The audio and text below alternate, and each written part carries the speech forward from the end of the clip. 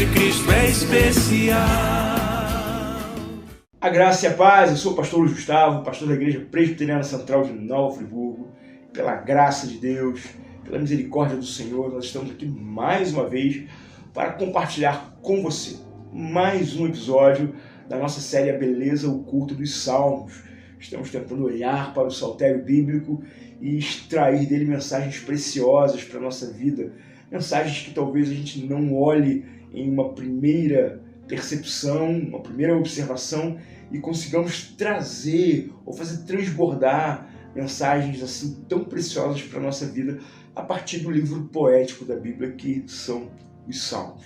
E hoje nós vamos compartilhar o Salmo 131. Que Deus abençoe você, que essa palavra possa encontrar um lugar no nosso coração. O Salmo tem apenas 3 versículos e eu penso que são 3 versículos suficientes para nos compartilhar uma mensagem extraordinária. Vamos lá? Ouça então a leitura da palavra de Deus e acompanhe a leitura que vai passar aqui na sua telinha, que diz assim: Senhor, não é soberbo o meu coração, nem altivo o meu olhar.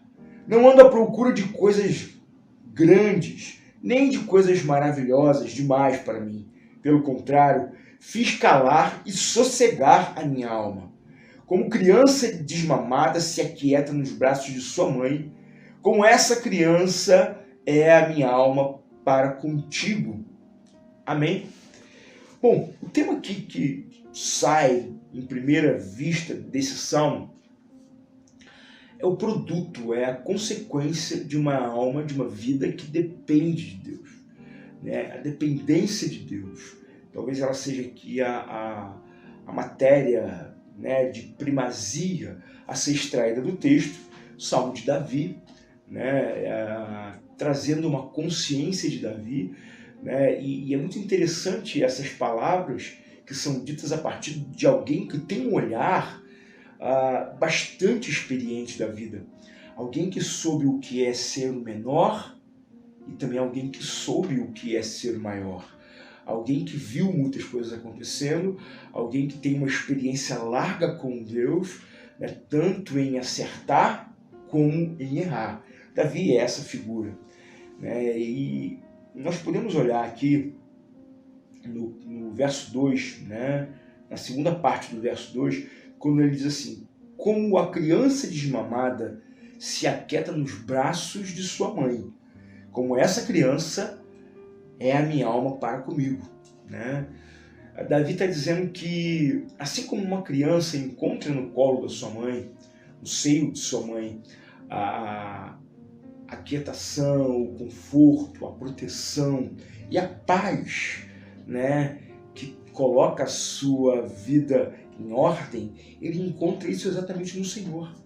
Davi que nos ensina um caminho de dependência, Davi nos ensina um caminho de confiar, de entregar totalmente no Senhor, porque uma criança de colo, ela confia absolutamente na sua mãe. E não há nada que uma criança queira mais ou confie mais do que a sua mãe. Não há lugar nenhum no mundo, no universo de uma criança de colo, que lhe traga mais segurança, que lhe traga mais confiança, que lhe traga mais paz do que estar no colo da sua mãe, do que estar no lugar de segurança que a sua mãe lhe proporciona. E Davi está dizendo: não existe lugar no mundo, não existe lugar para minha alma, não existe lugar mais seguro onde eu queira estar, onde eu possa estar, senão na presença do meu Deus. E é interessante que, na minha leitura, de um cristão que faz perguntas, que questiona algumas coisas, um cristão que tem as suas indagações naturais, como qualquer pessoa, nós devemos ter, por que eu preciso depender de Deus? Em que sentido Davi aqui está falando sobre a importância de depender de Deus? Para quê? Porque às vezes a nossa fé fica muito entrincheirada nos ditames, em algumas perspectivas que são meramente culturais. Depender de Deus para quê? Por que eu preciso depender de Deus? Né? Talvez eu possa dizer, para você ser feliz. Tá. Bom, talvez outras coisas possam me fazer feliz, não. Né? De que felicidade que eu estou falando? Né? Depender de Deus para quê? Qual é a aplicação disso na minha vida? Bom, Davi, ele está dando aqui pelo menos 3 razões pela qual ele deseja depender de Deus. Ele entende que ele precisa depender de Deus. Né? No verso 2, aqui no início do verso 2, quando ele traz aqui essa figura de linguagem, esse exemplo, essa metáfora da dependência, né, que acontece diante de Deus como uma criança desmamada se aquieta nos braços de sua mãe, ele fala assim, eu preciso fazer calar e eu preciso fazer sossegar a minha alma. E por que nós precisamos calar a nossa alma? Por que nós precisamos sossegar a nossa alma? Porque a nossa alma grita. Porque a nossa alma se desespera. E o que faz desesperar a nossa alma? E o que faz a nossa alma entrar em profunda angústia? O que faz a nossa alma gritar? Existem 3 situações aqui que Davi está dizendo que não é, mas ele não é porque ele encontra essa dependência em Deus. E quando ele não tem essa dependência em Deus, nós que conhecemos a história de Davi, nós que conhecemos a biografia dele, porque a Bíblia nos revela, então nós podemos categoricamente afirmar que quando Davi não depende de Deus, o que ele nega ser aqui, ele acaba sendo em outros momentos.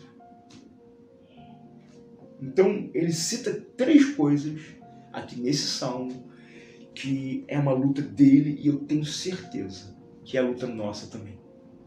Que são 3 coisas que nós precisamos calar dentro de nós, fazer sossegar dentro de nós, porque são 3 áreas para a qual inclina a nossa existência por causa do pecado. Quais são essas 3 áreas que Davi nega ser aqui, nesse momento que ele depende de Deus? Primeiro, ele diz, não é soberbo o meu coração. A soberba no coração é algo que pode nos arruinar, que pode nos destruir, né? E por mais crente que você seja, por mais que você se sinta ou se ache, ou digam que você é alguém humilde, a soberba está sempre ao nosso redor. Nós temos soberba, muitas vezes, quando olhamos para outras pessoas, a quem julgamos ser inferiores a nós. Olhamos com soberba quando achamos que somos mais cristãos, que somos mais funcionais, que somos mais normais do que outras pessoas. Às vezes a soberba toma conta do nosso coração quando nós nos vemos maiores, quando nós nos vemos mais potentes do que outras pessoas. E isso acontece sempre. Dizer que eu não tenho isso, dizer que a soberba não ronda o meu coração, dizer que a soberba não me traduz alguns sentimentos, é loucura, é hipocrisia, não. Todos nós temos, em algum ponto, a nossa soberba. Talvez você lute com isso. Sim, Davi também luta. Ele está dizendo, Senhor, não é soberbo o meu coração. E acompanhando a soberba do coração, que é aquele sentimento certo de que você é maior, vem a altivez no olhar. Davi diz, nem é altivo o meu olhar. A altivez no olhar, ela pode se traduzir, ela pode se manifestar de muitas maneiras na nossa vida. Tem a ver com aquilo que eu quero, tem a ver com como eu me vejo, tem a ver como eu vejo o outro, tem a ver como eu tenho uma cosmovisão de tudo que está ao meu redor, tem a ver com o que eu sonho. Existe uma altivez no coração que é soberba, mas também existe uma altivez no olhar que tem a ver com o desejo, que tem a ver com as coisas que eu estou buscando na minha vida, não materiais, mas talvez caminhos, talvez posições, talvez experiências que eu não deveria. É uma altivez no meu olhar, na maneira que eu vejo as coisas ao meu redor. Davi está dizendo, eu não tenho isso, Senhor. Senhor, eu não sou soberbo e nem é altivo o meu olhar. Mas quando Davi não dependia de Deus, o seu coração se enchia de soberba e o seu olhar de altivez. Sabemos que Davi desejou coisas que ele não poderia desejar. Sabemos que ele experimentou coisas que ele não poderia experimentar, né? Sabemos que em alguns momentos Davi olhou para as guerras com um olhar equivocado. Podemos nos lembrar, né, do livro de Samuel, quando Davi pede para que se levante o censo para saber quantos homens poderiam pegar na arma, porque ele achava que era a estratégia, que era o exército dele, que fazia com que ele ganhasse as guerras. Isso era soberba no coração de Davi. Quando ele era criança e enfrentou o urso, quando enfrentou o leão, quando enfrentou Golias, o seu olhar não tinha soberba, mas ele tinha dependência, ele tinha confiança em Deus. Assim como uma criança desmamada, ele dependia totalmente de Deus. Ele fez coisas grandes, mas em alguns momentos em que ele descansou e que ele se achou numa zona de conforto, ele desejou Betseba, ele achou que ele era o grande general, né? Então, o que faz a diferença aqui, na verdade, é a maneira como você depende de Deus. Tá? E aí, Davi diz assim, e não ando à procura de grandes coisas, nem de coisas maravilhosas demais para mim.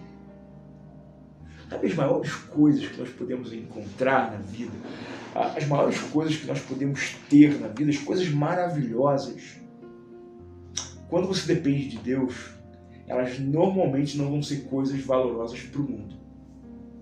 Por exemplo, a família. O mundo de hoje se levanta contra a família.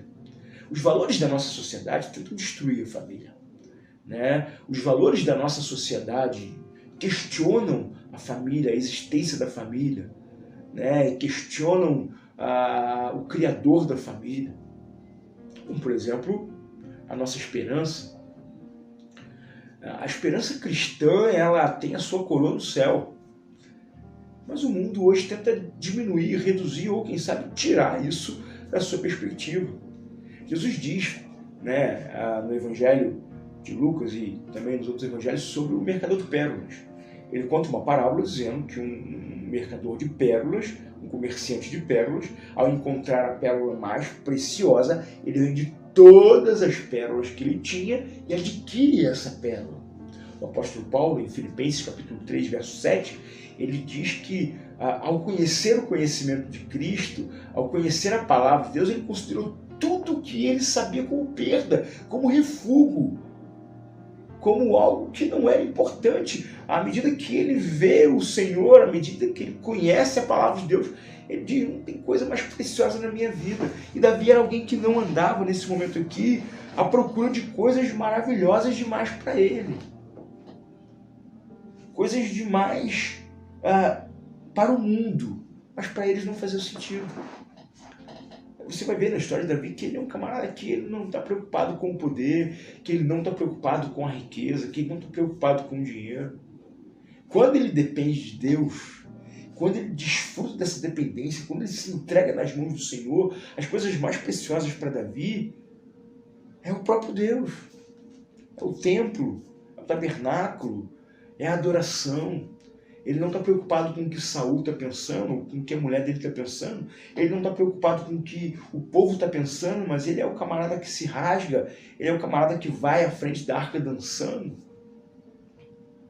Ele é o camarada que vê na graça de Deus, né, que seria tipificada na graça de Cristo Jesus, para nós cristãos, a grande alegria da sua vida, o grande presente da sua vida. Ele diz, eu não ando à procura de coisas grandes, nem de coisas maravilhosas. Embora Deus tenha acrescentado muito para Davi. Agora, quando Davi não dependia de Deus, ele procurava as coisas que ele não precisava. Ele procurava as coisas que não lhe eram interessantes. Né? Ele, quando depende de Deus, ele é uma pessoa. Quando ele não depende de Deus, ele é outra pessoa. E assim somos nós. E é interessante, né, que o verso 3, ele encerra o verso 3 dizendo assim, espera, ó Israel, no Senhor, desde agora e para sempre. Esse verbo esperar aqui, ele está conectado com a ideia da dependência. Porque a espera de Israel aqui é confia, dependa, não tente resolver do seu jeito, não tente fazer do seu jeito. Talvez você que esteja me ouvindo hoje, esteja num momento da sua vida que você precisa tomar uma decisão. Que você precisa sair de uma zona de conforto e ir para uma zona de decisão. Deixa eu te falar uma coisa. Talvez você tenha que fazer isso mesmo. Mas confia no Senhor. Dependa do Senhor.